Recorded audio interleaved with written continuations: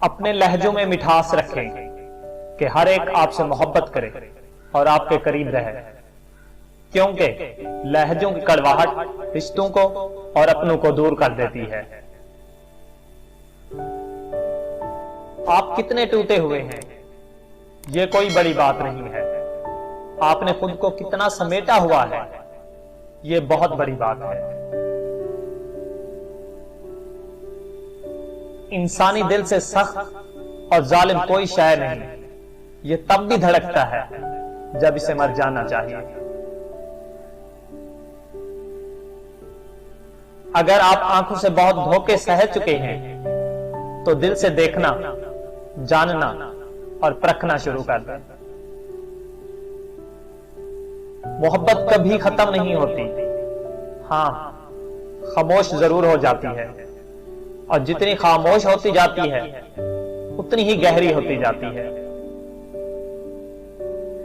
किसी का दिल मत दुखाओ, उसके आंसू आपके लिए सजा बन सकते हैं।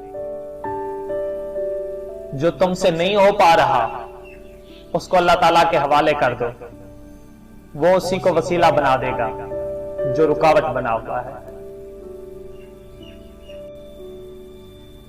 जब कोई आपको मुसलसल नजरअंदाज करे तो समझ जाए कि वो आपसे अपनी जिंदगी से निकल जाने की खामोशी से गुजारिश कर रहा है।